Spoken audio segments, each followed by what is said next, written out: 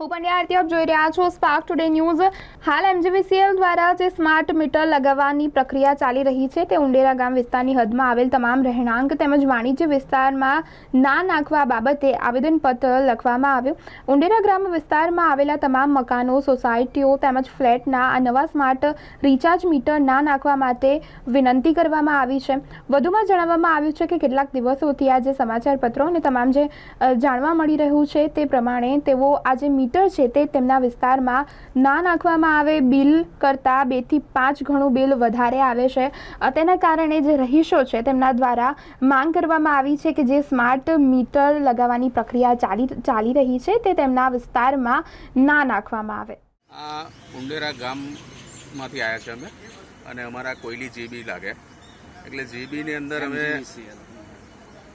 અંદર અમે જે સ્માર્ટ મીટર લગાવવાનું અત્યારે જે ચાલે છે એના વિરોધ કરવા માટે આવેદનપત્ર આપવા આવ્યા છે અને અમારે સ્માર્ટ મીટર જોતા નથી।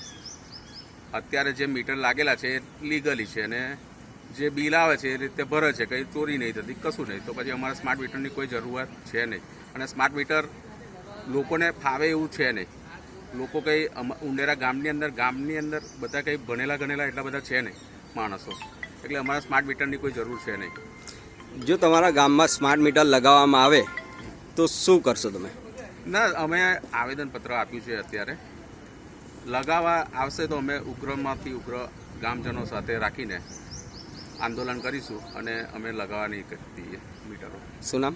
અર્જુનસિંહ પરમાર। ઉંડેરા ગામ તરફથી જે આ લોકો ડિજિટલ મીટર લગાવવાનું કરે છે એ ડિજિટલ મીટર ઉંડેરા ગામમાં સર્વે કરવામાં આવ્યો છે, પણ અમારા ગામજનો દ્વારા આ ડિજિટલ મીટરનો વિરોધ કરીએ છીએ, કેમ કે અમારા ગામમાં લોકો ભણેલા નહીં ને લોકો ડિજિટલ તરફ જઈ શક્યા બી નહીં। તેથી જો આ લોકો સર્વે તો કરી દીધો, પણ જો ડિજિટલ મીટર ઉંડેરા ગામમાં લગાવવામાં આવશે તો સમગ્ર ગામજન ઉગ્ર આંદોલન કરશે અને આંદોલન કરશે ત્યારે જે કંઈ તકલીફ પડશે તેની જવાબદાર MGVCL રહેશે।